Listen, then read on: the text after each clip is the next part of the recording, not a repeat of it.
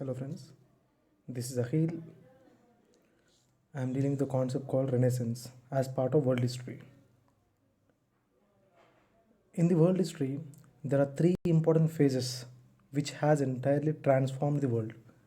One is the phase of Renaissance, another is phase of Reformation, and the phase of Enlightenment. Yes, these three phases are interlinked, but they are different. How they are different, we'll be learning in the coming classes. Now we deal with the concept called Renaissance. What Renaissance, why Renaissance, and when Renaissance? These are the primary questions whenever you deal with the new topic. So, Renaissance is actually called as end of medievalism or end of dark age. Why end of dark age and what is dark age? Actually, medieval period is considered as dark age. Why? Because in the medieval world, the predominance of dogmas, predominance of superstitions had made people irrational. So this is not a blatant statement, but it is true. So that's the reason why Renaissance is called as age of end of medievalism. So why the medieval world is considered dark age? Because the solution for every problem was found in the religion. So they used to find the solution of every problem in the scriptures. So what scripture has told that was to be religiously followed. That was the phenomenon during the medieval period. So there was no spirit of inquiry, no concept of rationality. So that's the reason why medieval period is called as age of superstitions or dark age. And Renaissance has put the end for that particular dark period. So, if we consider the timeline of Renaissance, then it is actually 1300 to 1600, and it is not for entire world. It's only for the European history. So, if I say Renaissance, it is if I say Renaissance, and if I say the timeline 1300 to 1600, then it belongs to the Renaissance of the European history. Even India has the phase of Renaissance. Sufism is a part of it. Before I tell about Renaissance, I want to tell how the medieval world looks like.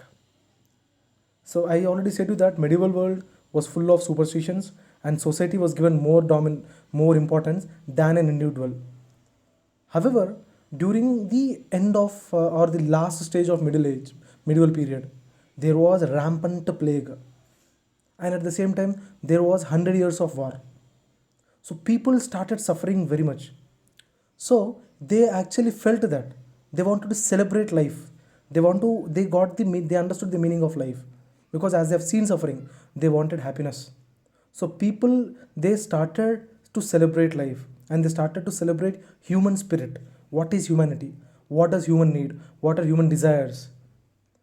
Okay, but whereas uh, earlier medieval period was totally dependent on the religious dogmas. What the church wants, how the gods will be pleased, these were the primary questions. But whereas in the Renaissance period, the question was what is the human need? How much is human sensual?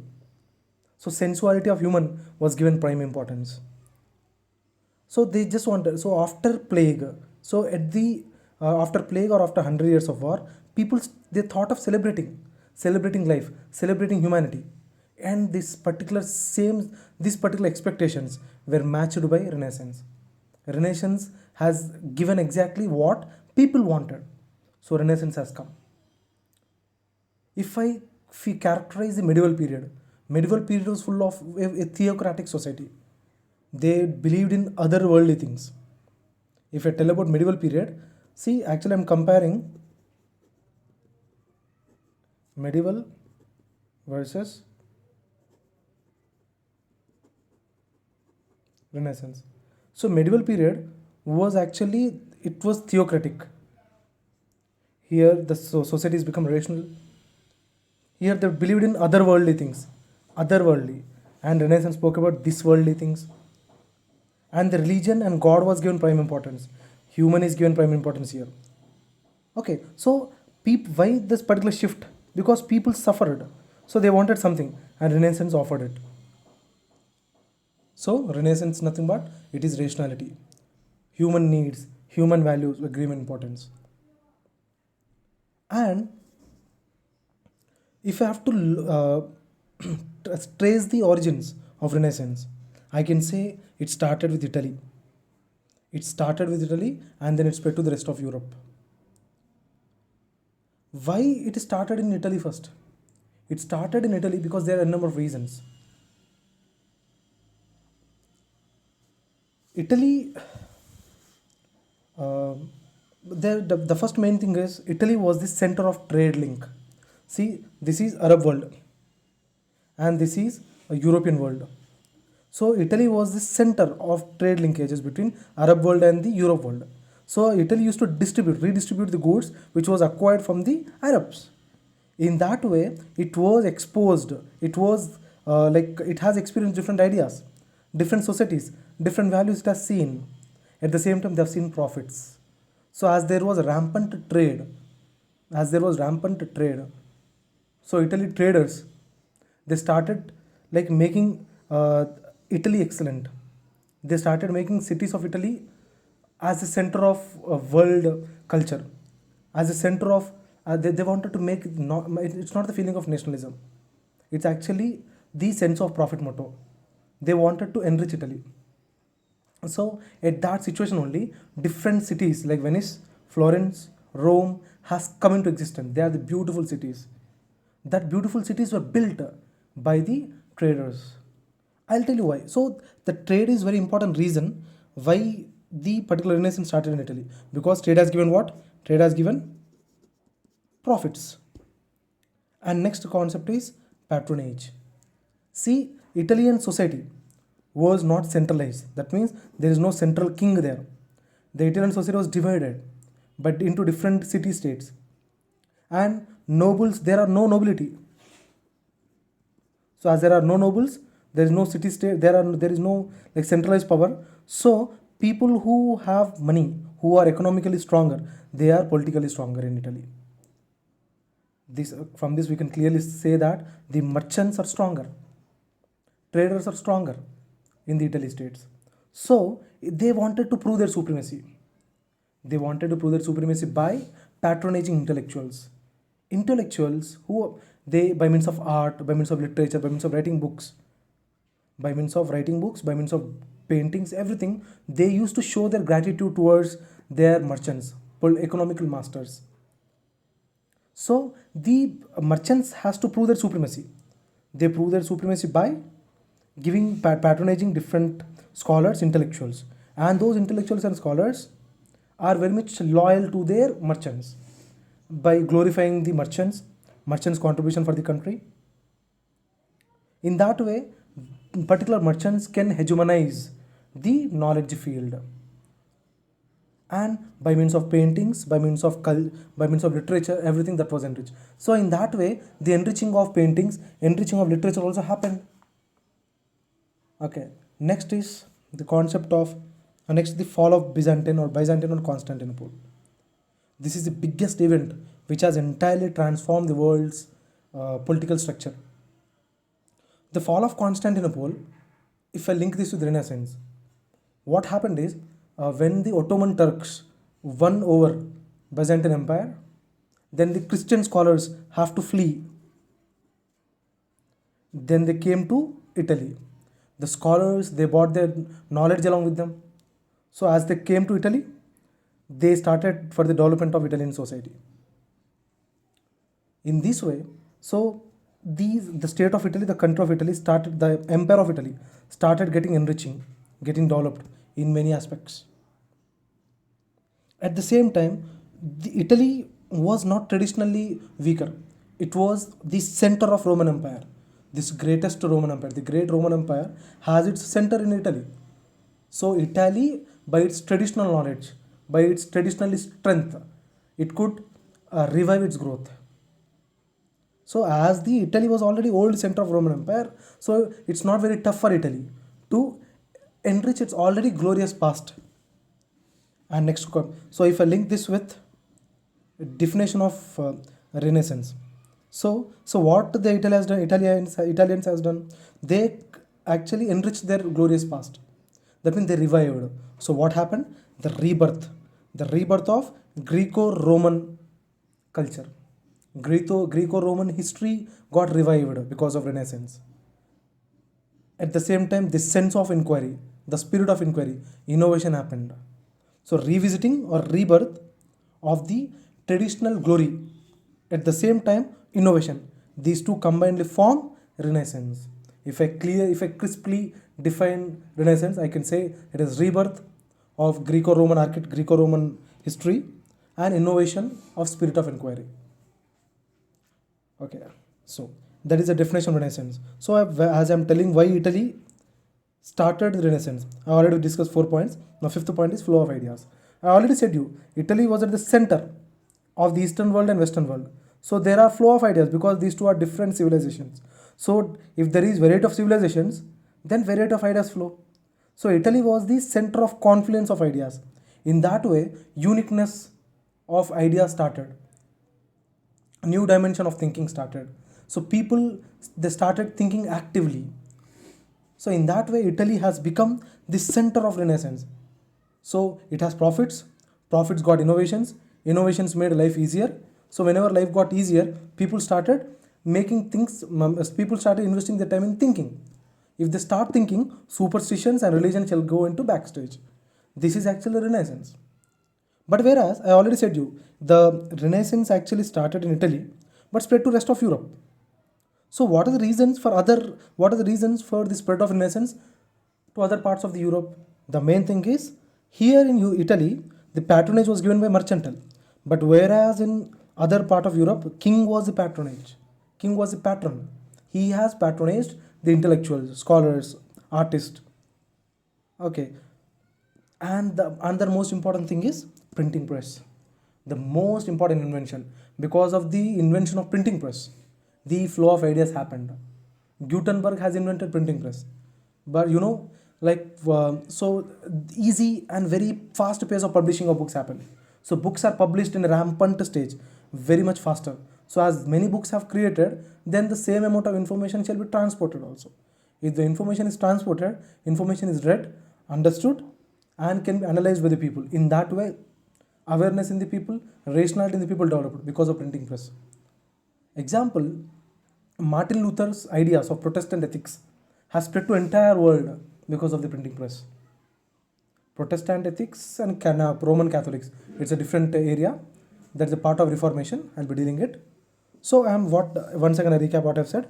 I said about Renaissance, I defined Renaissance, why it started in Italy, and I have why it started in other part of Europe, and this is what I said. Next, if I find the characteristics, if I have to say what are actually characteristics of Renaissance. Renaissance, the main important thing is actually classicism.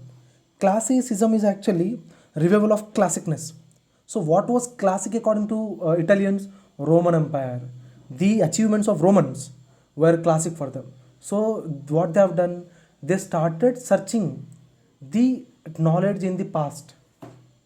In that way, revival and ransacking of philosophy, manuscripts of the Greco-Roman history was done. So automatically people, they started reading every manuscripts and every traditional knowledge associated with the Greco-Roman, and they started imbibing in their lives. They started imbibing old theories and findings in their lives. In that way, the classicism can be the defining feature of Renaissance. Classicism is nothing but the reviving or rebirth of the past. Rebirth of the past glory, rebirth of the past knowledge, rebirth of past thinking. That is classicism. So if you have to characterize Renaissance, then Renaissance is nothing but it's a classicism. Okay, next is humanism. I already said you the main important feature of medieval world was society was important, religion was important, human was not given importance. There was no human centric society. But whereas the Renaissance had made the human center stage, human desires, human interest, human values, and the sensual nature, that means very very private issues of human was brought into limelight. That was made center point. In that way, the growth of individual happened. So now if you see this society outlook has changed. It changed from what? Earlier it used to be otherworldly, spiritual. Now it has become this worldly. The society has changed. Humanism has made things very secular. So if I say, if I define Renaissance, I can say Renaissance was humanistic because it was human as a center. It was made things secular. So earlier, the solution for the problem was found in religion, was found in God. But whereas now the solution for every problem was found in human thinking. Rationality was given prime importance now. And there is a concept called Renaissance man. If I say what are the characteristics of Renaissance, I can say the most important characteristic of Renaissance is the feature of Renaissance man, that man is very powerful, that he can do anything. He has ultimate potential. He can do. He has there is a growth of human potential. A man can be multifaceted. Example: Leonardo da Vinci. He was a scholar. He was a scientist. He was a painter. He was an artist. So one person is doing different things which are not at all related. So human potential, there are no limits for the human potential. Man can do anything. So this was a Renaissance man, was very very powerful. Then he is multifaceted. He is multi-talented. That means there is nothing impossibility for man. In that way, inventions happened in the European society. Next, the concept. Next, I have said you already. The important features of Renaissance is revival of Greco-Roman history. What was gloriously projected earlier, that was brought. Spirit of inquiry, like the questioning, the spirit of scientific belief, that has given prime importance. Example, earlier they used to believe that geocentric theories, like Earth is the center, based on some belief. But whereas later on Copernicus has brought heliocentric theory, that sun is the center of universe. Based on observations, based on science, it has come. So Renaissance is nothing but it has enhanced the spirit of inquiry. It actually made the man to explore. He's like he just he in Renaissance period, man, rather than believing what is given, he started believing what is actually there. So rather than what ought to be, rather than what it is important now. So that spirit of inquiry has started. So if you have to say, spirit of inquiry can be two types. One is innovation and next is exploration. Innovation, telescope, compass, different normally printing press. So everything has come. Everything was innovated. So that made things very much easier. Okay, but these particular innovations had given very much scope to exploration of the world. So world has very much interlinked now. People started exploring world very much easily, very much easily. However, it has its own drawbacks. So as the person started exploring the world, his greed increased. So colonizing the world. Example, colonization of North America, South America, African slave trade, all these happened just because of exploring capabilities increased in the European during the Renaissance period. Okay, so spirit of inquiry has increased innovations at the same time that further aggravated the scheme of exploration also. Now this art. See, I've said you earlier. I said that Renaissance, Enlightenment, and Reformation. Leave about Reformation. If I compare Renaissance and Enlightenment, Enlightenment is actually change in philosophy, ethics, political structure, political theories, science, and art. So enlightenment is actually, there is a change in everywhere. But whereas Renaissance is a change in art. The change in art, change in depiction, change in science of explanation is nothing but it is Renaissance. So if I define Renaissance, I can clearly say that it is the revival of art. So I can make art and Renaissance as synonyms, because they are very much interrelated. Because Renaissance happened in art, Enlightenment happened in science, philosophy, ethics, political theories, everywhere. But Renaissance major contribution was done to the art. So art was very much exquisite, very artistic development, naturalistic, at the same time naturalistic human presentation. human explanation, what is human, what does human require, what pleasure is needed, and what pleasure can be taken by human by seeing that particular art. But earlier in medieval period, art was for the sake of pleasing God. But now, earlier in medieval period, art was for the sake of pleasing God. But in the Renaissance period, the art was not for the sake of pleasing God. It is to satisfy the pleasure of man. So art was very much, if the physical existence was given much importance, like Mona Lisa painting. Earlier, the spiritual godliness used to be depicted through paintings, but now human beauty is explained through art. Mona Lisa painting is a clear example of it. And this painting has become very much secular because it is satisfying the human need, it is satisfying the human pleasure, so it is very much secular.